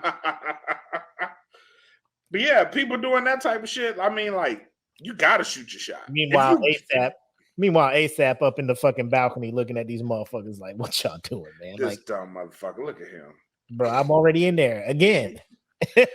I'm in there again, fellas. You didn't watch the Super Bowl, did you? I clapped the club up. I'm in there again. It's all good, fellas. Try again in another 7 months. Bro, I'm not understanding it. Like, trust me. I look at Megan. She's a beautiful woman. Beautiful woman. Yeah. I know I don't have a chance. I'm at a point in my life where I'm like, even if she's pretty, like nah. It's not worth the start. I'm too old. Yeah, it's not worth the start. And I don't know how young this man is. But at some point, you got to be like, you got to know who out your league and who in it. You know? You got to know who's out your league and who's in it. Like, if you got to do shit like this in order to shoot the shot, and you feel like if your confidence is telling you, hey, all I need is a chance. Then you know what? Live your life, bro. It wasn't a super, violent thing you did. You didn't break into a room or nothing crazy like that. But you broke a law. You got caught. Like, you can't do that if you know real cops are going to be in the area, bro. That's the biggest. That's the only downfall I see. You was like, I'm gonna get in here to do security, acting like a cop, but there's gonna be real life cops there that probably all know one another. Then when they see my ass, they probably gonna have some questions. You probably could have rehearsed some of the questions. I don't know. You can't rehearse all potential questions, but like I don't think he like, where are you from? Yeah. When did you come into the force? Where I don't think he planned to get that far. I don't think he planned to get that far. If your plan involves breaking the law, you got it. Worst case scenario, best case scenario, this shit works. How do I continue throughout the night without getting fucked up? This is true, but most people don't go that far. It's like a dog chasing cars. Like, he got the car, he didn't know what the fuck to do with it. So you comparing this motherfucker to a dog, bro? I'm talking about as a human being, my guy. No, I mean that's what it was, though. Some thought got to be put into this shit, my dude. It's like I'm gonna put the shit on. I'm gonna get into this event. And then I'm gonna go shoot my shot. That was his thought, but he didn't think past getting in the event. He was just like, I'm gonna go put the shit on. I'm gonna get in the event. I'm gonna go shoot my shot. Like, his plan probably stopped at getting in the event. Yeah. It's like, and then he got in the event. He was like, oh shit, Like, I don't know where her dressing room is. Like, I don't know where none of this shit is. That's Like, done. You're done. Yeah, man. I'm just bro, it's a hell of a plan. It's a bold move, and it didn't work out for him. nope. So I don't know. I guess this was 3 days ago. So I don't know if sentencing happened or anything like that, but Nope. he about to see some jail time. Oh, plenty. Now, was it worth it?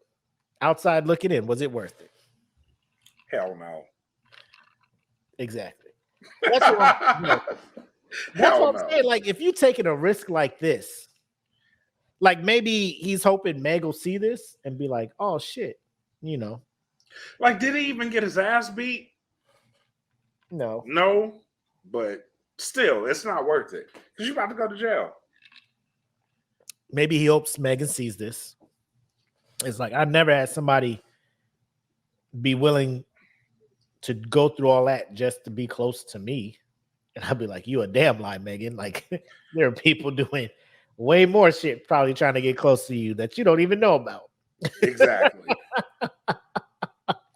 But I get it. I mean, you just like somebody like Tori has a chance with her. Like, why not me? Why not me? You know, let me get in there.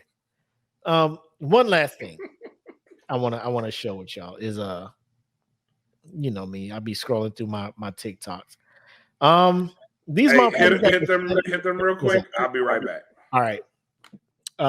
So porch pirates, right? These cats that come by driving through neighborhoods waiting to see if you got an Amazon package outside your house or whatever, right? Still to this day, probably one of the most scary things that come across my mind daily. Like, if I know a package is coming and I'm at work and my wife ain't here, I'm just like, Lord Jesus, man, like, please nobody come through and steal my package, right? I've had friends who have had that shit happen to them. It hasn't happened to me. It got to the point where I was so nervous, like I bought one of them things that bought one of those things that they come by and they put it in and, like, you know, the package is in and you can't take it out unless you got the key. But I've also seen videos of people bust them things up just to get packages, and I'm just like, this is a whole lot of work for a pack. You don't even know what's in this bitch. Like, you breaking and doing all this shit, risking getting caught.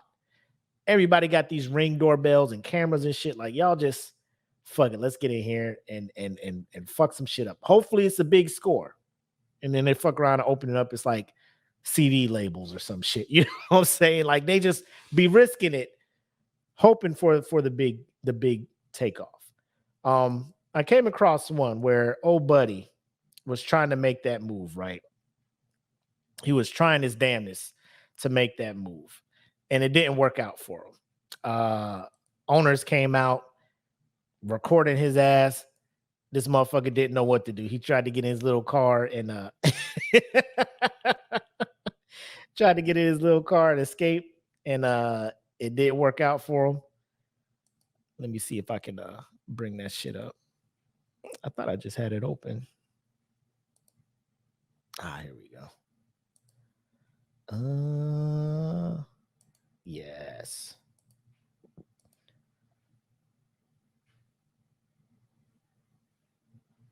Hopefully it comes up.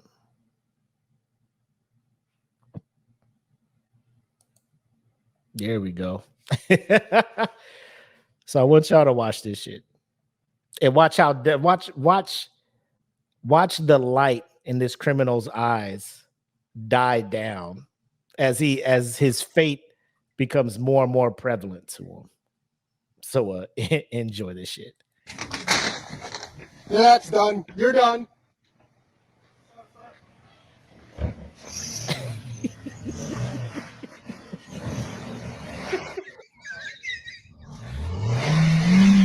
You're done. Cops is coming.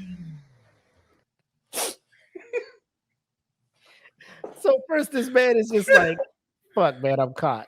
Time to book it. You know, I got the mask on because COVID or whatever.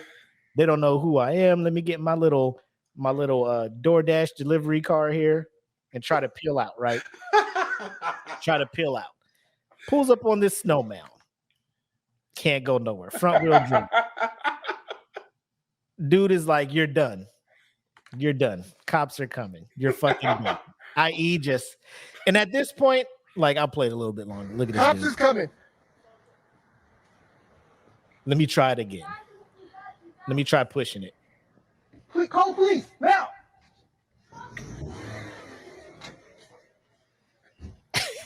Oh, no. This man is like, I got to get out of here by any means necessary. Let me move some of this snow. Okay. Look, the wheels are not spinning anywhere. You're caught, you asshole!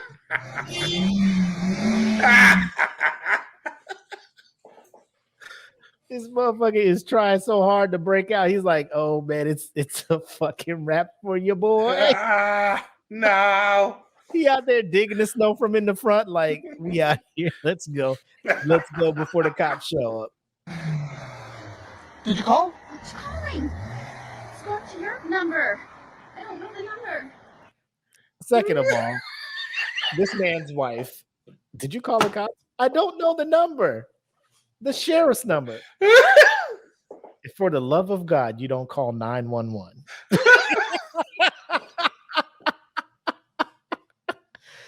Woman. Woman.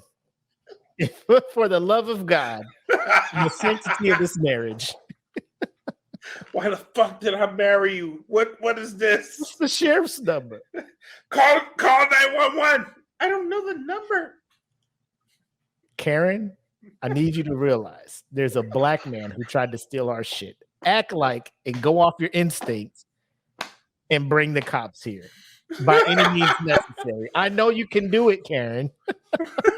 I know you can do it. Imagine there's a group of them barbecuing in a park. Did you call the cops? I don't know the number. What's the number? And in the meantime, this man is trying to dig all this snow out, not knowing that his wheels are not touching the ground. Like, oh, fuck. clearing the snow is not the problem. The problem is your little car is up on the snowbank and you can't get it off. But watch how, like, at some point I'm watching this, I'm like, is this man not about to just break on foot and be like, I'm out? But then it's the greatest fucking right? video. So they're, the cops will come see your car and find out where you stay at. But this man is trying his hardest to get away.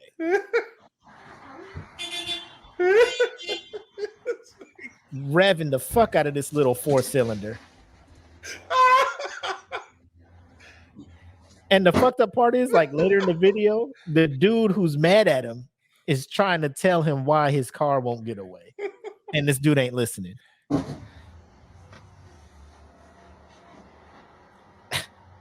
That'll do it. I got it.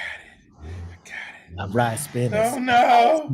They don't stop. Ride spinners. I ride spinners. They don't stop.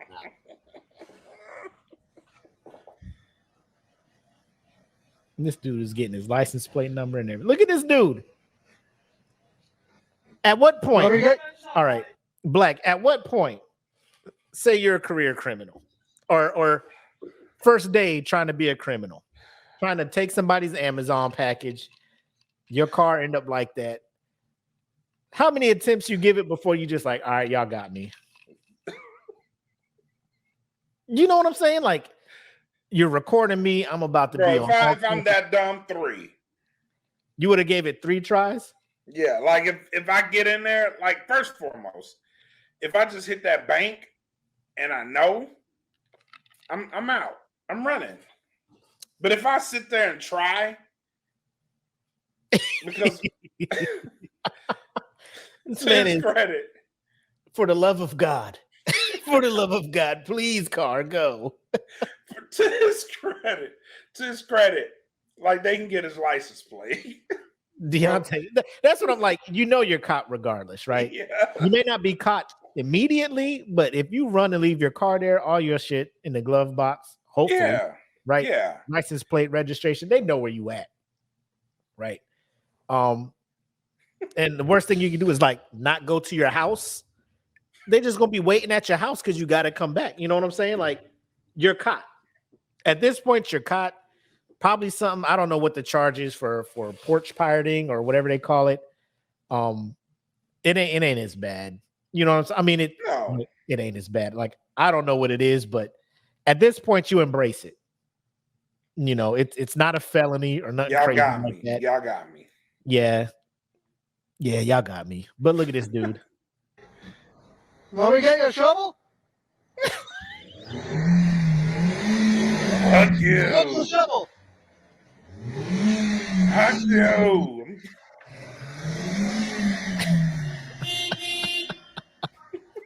This man is trying to push his car.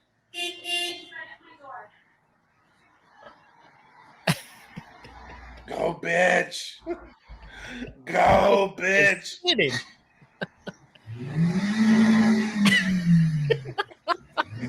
He rocking the car and shit. Got the Go, smoke. motherfucker. It's front wheel drive. You need to get the other. 244 Churchill Meadows Boulevard, Mississauga. It's front wheel drive. You need to get the wheels on the ground. My man said, "Please, I'm sorry." The wheel is not even on the ground. You need to get the wheel on the ground.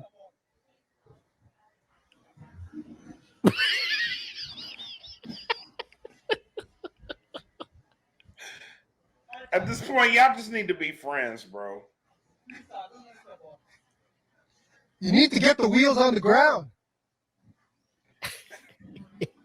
He's trying to help you be a criminal, bro. Bro, The police are coming. Just forget it. I'm very sorry. Okay. No mercy. No mercy. God damn. Fuck him. She got the number to the police. Now she's They're on the line. she fuck around and Googled what's the police number. Google was like 911, bitch. 911. What the fuck? You want me to call it for you too? And then this man, oh, I'm so sorry. I'm so sorry. He's like, yeah, well, no mercy. Oh, okay, so now you got some bass in your You voice done now. figured Huh? this shit out. Yeah, you saying it with your chest and shit now. Okay. No mercy. Fuck his life. Fuck his life. Seriously, he's gonna take a sip of water right now? No, bro, she is full. He's thirsty now. This asshole. Cops show up. Now she a different woman. Yeah. She's safe and secure. Now she can talk her shit.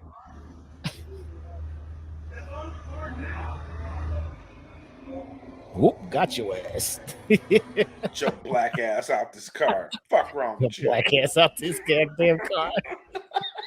Bro. Ain't no way. Ain't no At way I'm this sticking point, around like- for that shit.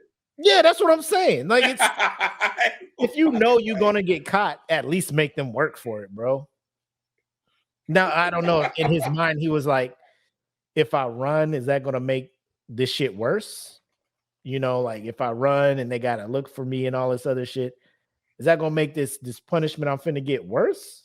Or, you know, Had to have been.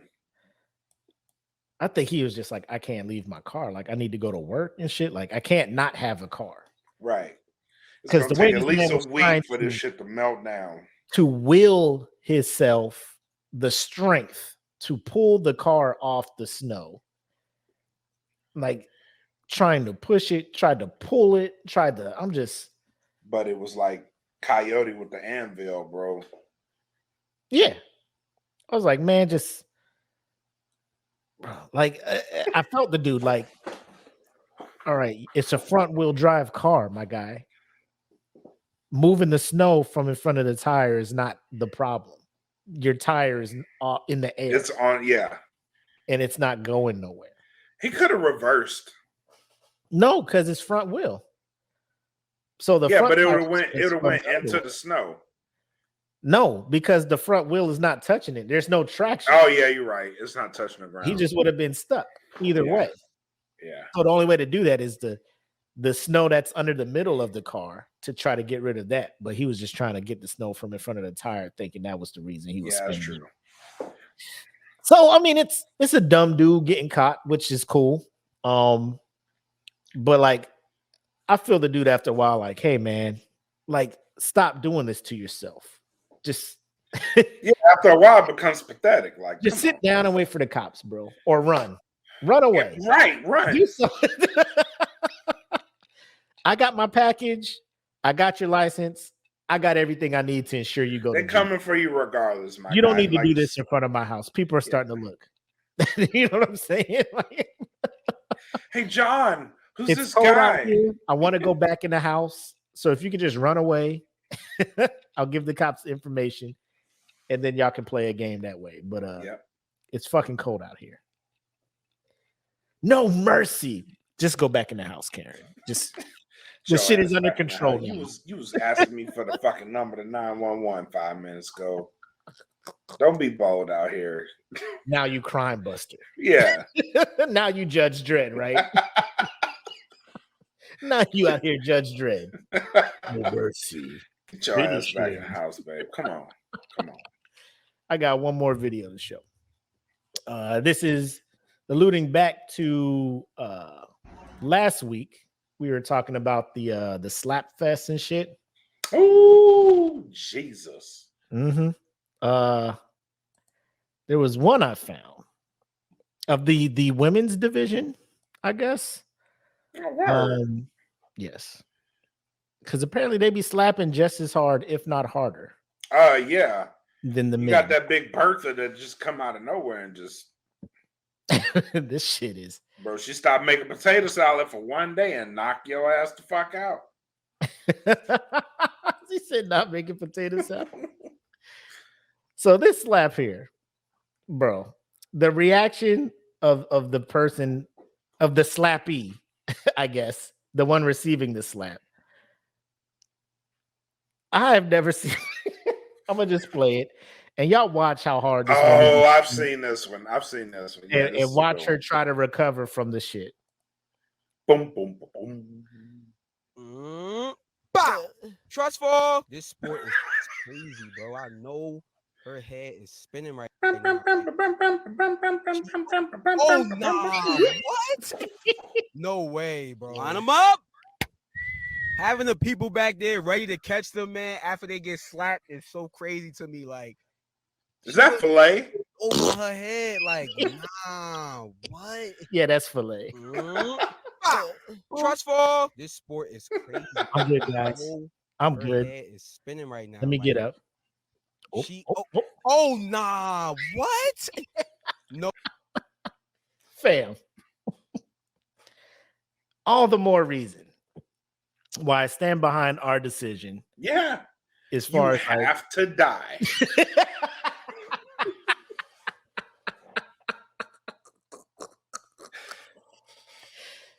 Son, you made me do a somersault. And then you cared for me to make sure that I after you slapped the shit out of me, now you're concerned for me. Right? Head, shoulders, knees, and toes. I cannot death. allow you to live and do a press conference describing how you slap the shit out of me. No. Oh shit. Hey, what's up, EJ? Appreciate it, man. It's just you gotta I hope this lady retires afterwards. There's no other path. You have to retire.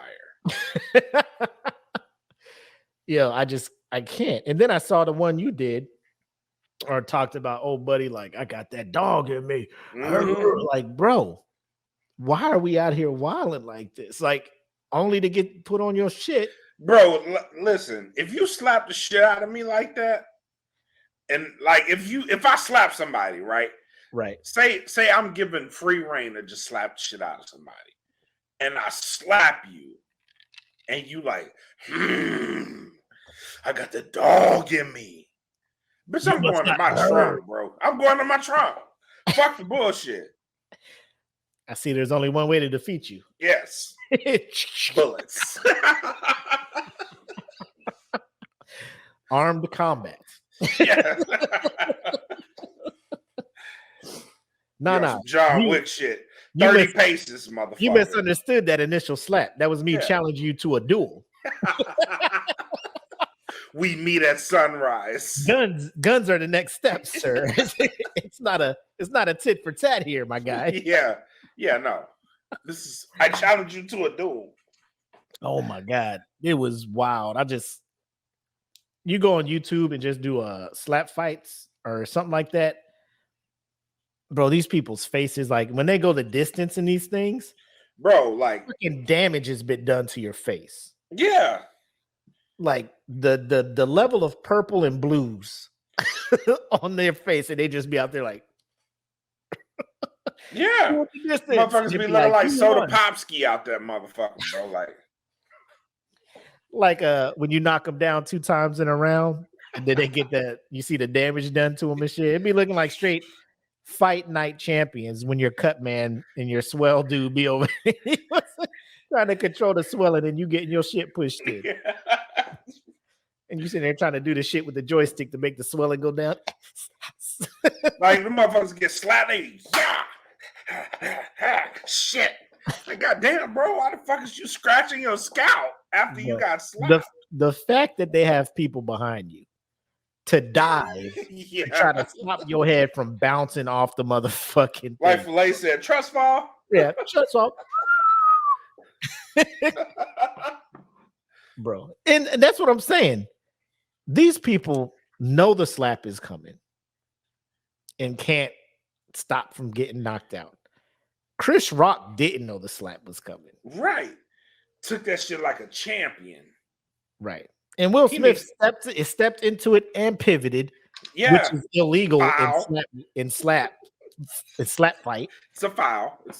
So even with all the advantages Will had out of his weight class, all that shit, Chris Rock took that shit, man. Yeah. I think Chris Rock, he deserves some kudos. I don't know if he could be a competitor in slap league though. You know, like that episode. He took that shit. That was a surprise slapping. It was no count because in the slap league they have a count. I don't know what the rebuttal. I don't know if he has the power to. You know what I'm saying?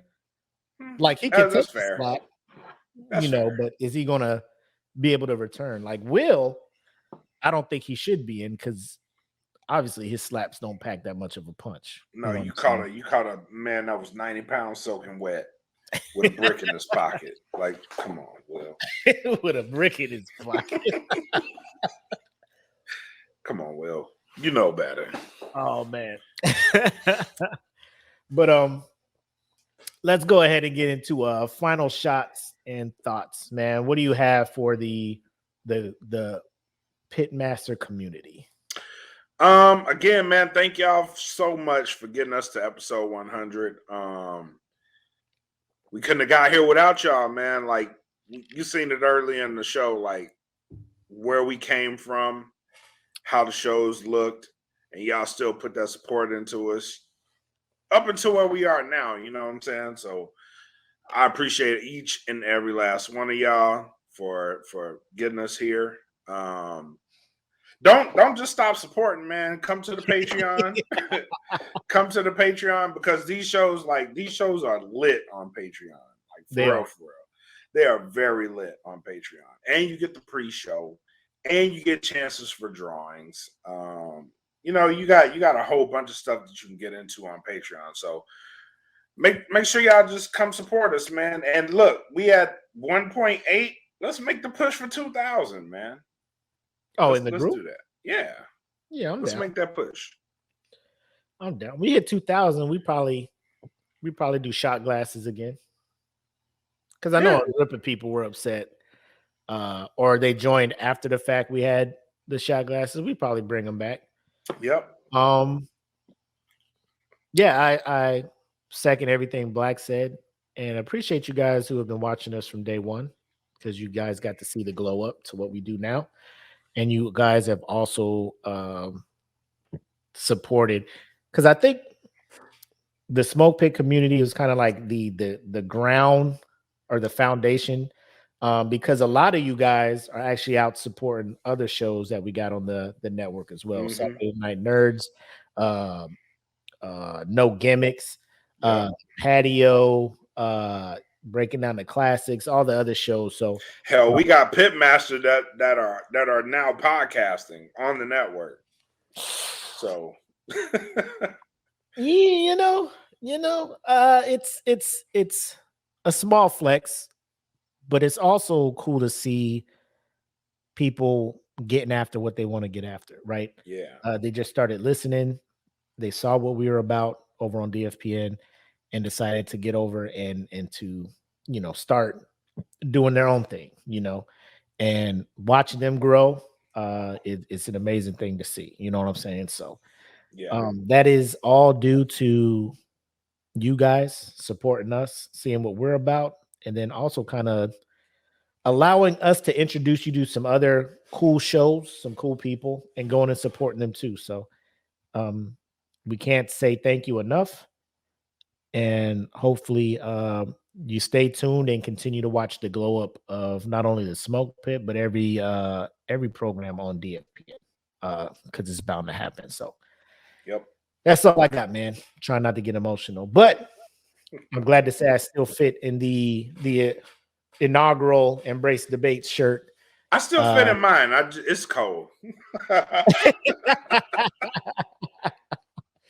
Oh man, so I was gonna wear another shirt, but I was like, man, let me go ahead and throw this thing on, man. So that's cool. It's good to see that the cotton doesn't shrink as much as some people thought it would with the number of times it's been washed. But it's been a hell of a ride to get to 100.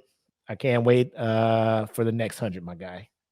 Same, bro. Like nobody else I'd rather ride this shit with, man. So I appreciate you, my guy. All good, man. It's all good. And it all started with us talking about Star-Lord being the worst Avenger. Now wait. Question. Yes. I know your answer hasn't changed. Okay. How has, from what happened from episode 1 until now, solidified the fact that Star-Lord is the worst Avenger? I don't think anything has solidified it. Like he's just, it's like the GOAT debate when it comes to who's the best basketball player ever, right? Right. Like you have your LeBron Jameses, your Kobe's and shit, motherfuckers that you can be like, oh, they're in the conversation, but at the end of the day, like MJ's that dude. Like Star-Lord is that dude. You know, I appreciate his fuck up giving us more content. You know what I'm saying? But if I was in the thralls of battle with him, right? and I'm in space. Like if I was Spider-Man, like if I was just in high school on a field trip, now I'm in fucking space. I'm fucking the Mad Titan who has these incredible powers. And we come up with the craziest plan. And we are about to get this motherfucking glove off and save the universe. And you are just like, where's my girlfriend? Hey, bro, chill. Let's go first, man. And then when he's regular, man, we can beat the shit out of him, and you can ask all of. Nope. Let me. And I get it, man. Like, I don't know what the time skip was from the end of 2 up to that to where, I don't know how serious they got. You know what I'm saying? But I will say this, and if my wife gets around to listen to this, I hope she understands. I've been with my wife 21 years. Mm-hmm. If Thanos killed my wife to get the Soul Stone, and we were still trying to get this glove off this man's hand, and I see him, but I don't see my wife, I will wait till the proper time to ask about where my wife is. You know what I'm saying? You know what I'm saying? it's one of them things where it's like, well, you got to know your audience, man. You got to know your place. Read the room, my guy. Read the room. Everybody else struggling, pulling on a part of this dude. He come out of a portal. Whew, hey, but this whole thing, my plan, by the way, and did it like, can you come over here and pull on this arm to get this thing faster, or what are we doing here? Oh. Ladies and gentlemen, Apple McCoy is in the show.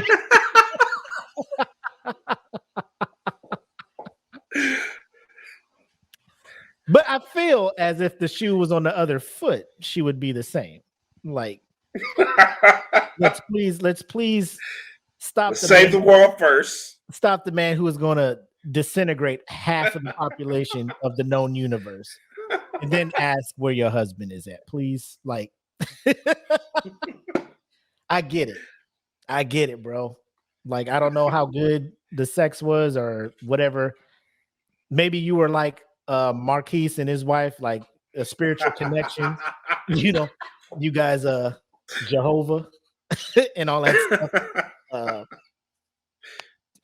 But you see these people, you see this 15-year-old Peter Parker just out of his mind trying to get this thing off.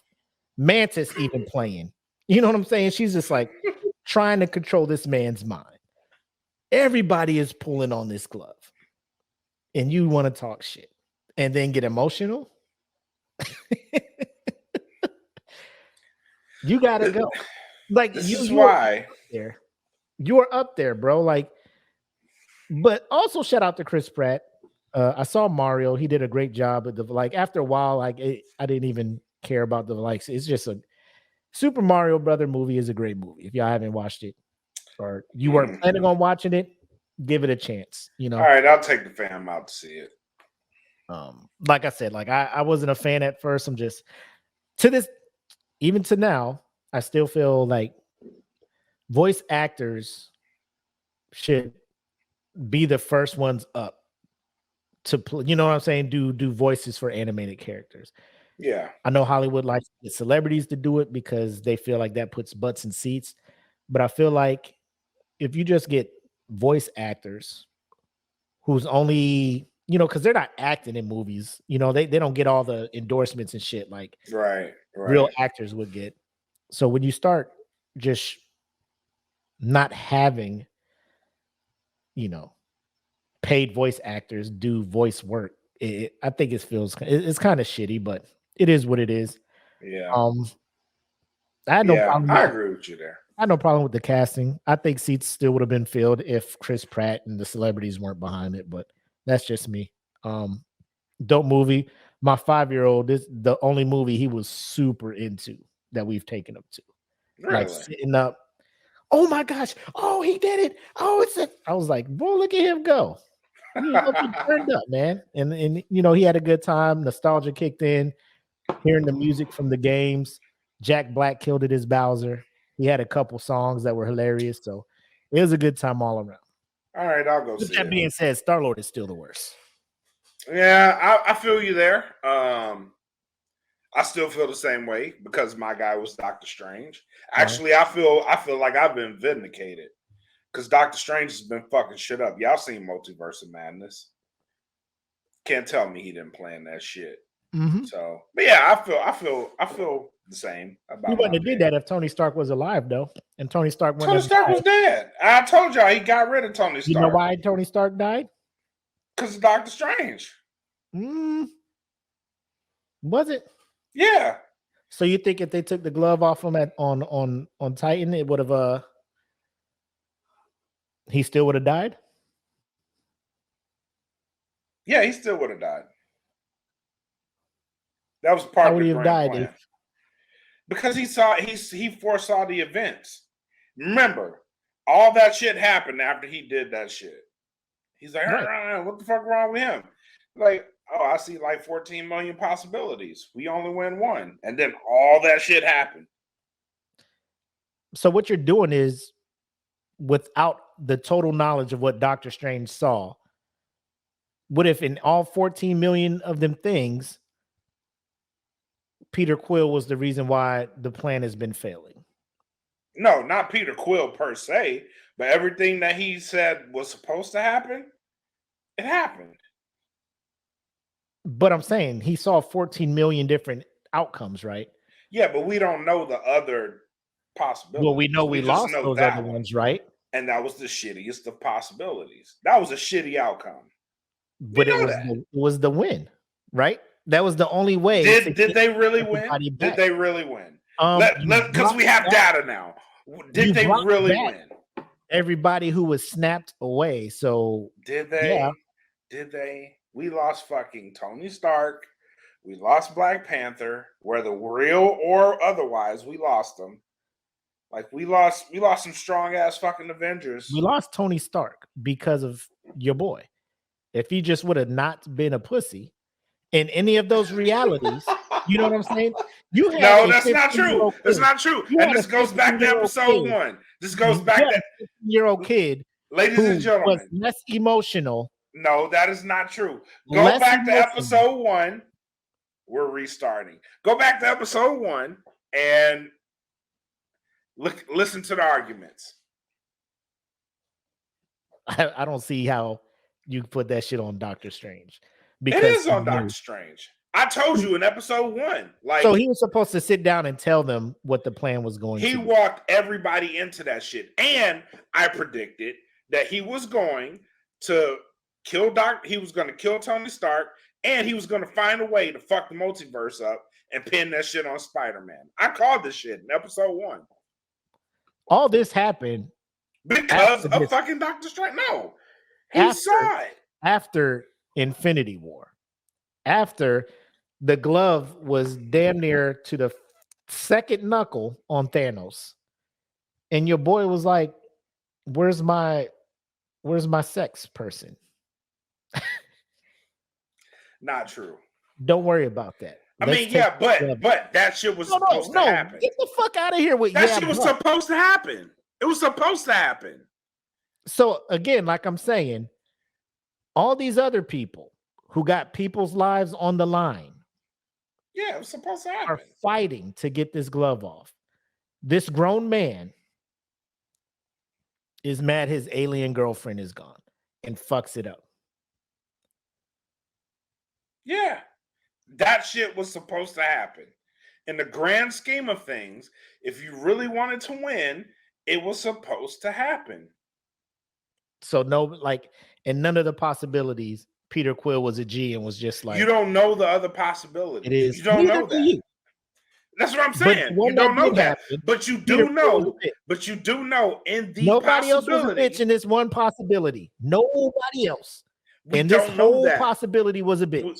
We don't know that. We do know that because no, you don't. One possibility that played out. So the thing that played out, the one chance to win that played out, right? That we saw in Infinity, Peter Quill was a bitch, right?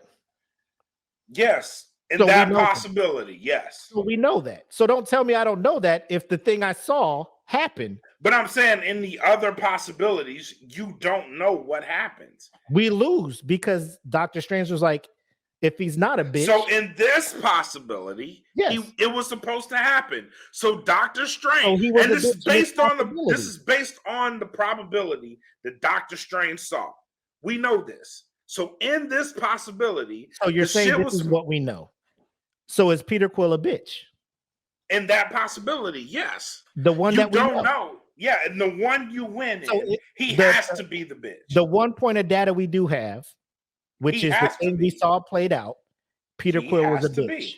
Yeah, he has to be. So and I rest my case, ladies and gentlemen. No, but I'm saying in this possibility, he had to be that.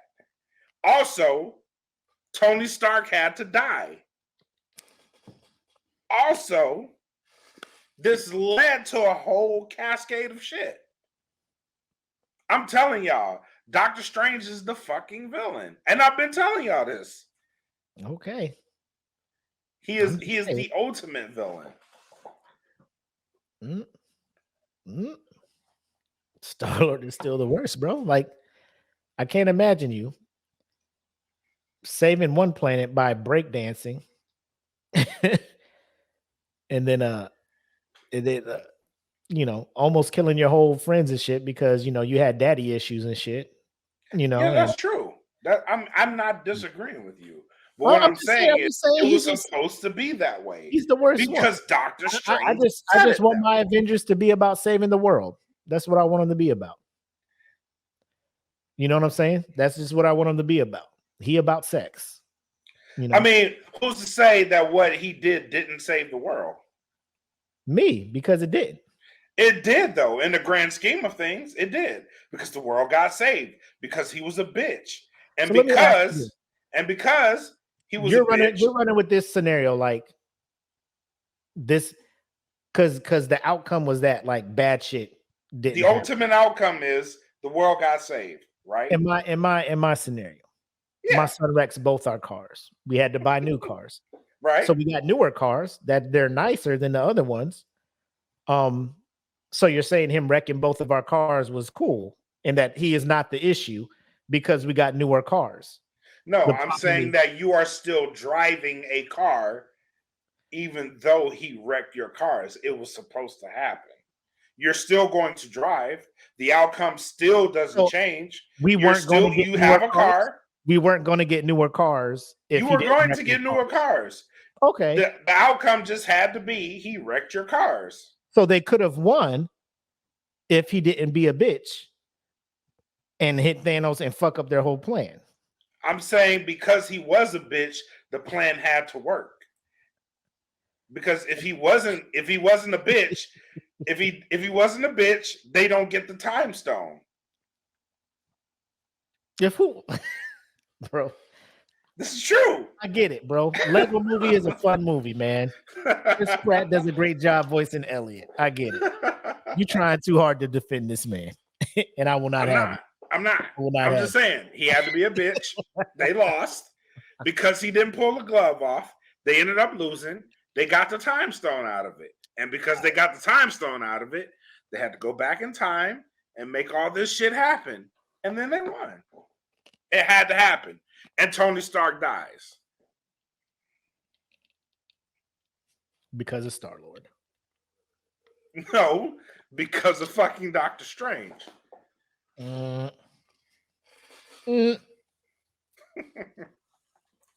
Either way, Star-Lord is the worst. And then people who are like, he's not really an Avenger. He's a Guardian. True. I go back to when Captain America got that hammer and was like, Avengers assemble. So you're basing it off that one moment. Did he or did he not assemble? Every character in the Marvel universe walked out. And you goddamn right. Like if I was Wakanda Soldier 355. If he said Avengers assembled and I assembled, I am a fucking Avenger. That's what story I'm telling when I get back to Wakanda. I was a girl, I was I'm an Avenger. Girl, I was a but hey, I don't know. Call me out. There's like Avengers assemble, and I walked the fuck out. You know what I'm talking about? I tried to get to the front, but they wouldn't let me. Them niggas with the shields was like, nah. So hey, what up to Taylor Stiff? Shout out to you and AD. Y'all were day ones. Thank you. What up? Thanks a lot. Appreciate it. But we've been ranting long enough about this. Yes. If you want the full story, you got to go back, listen to the earlier episodes, and let us know what you think. It built an empire. That first episode built an empire. It did. But we've been going on long enough. Again, we just want to thank you guys. Hopefully you enjoyed the ride to 100. Hopefully you stay on the ride for the next 100 episodes. And again, we could not have done this without you guys. So thank you. Thank you.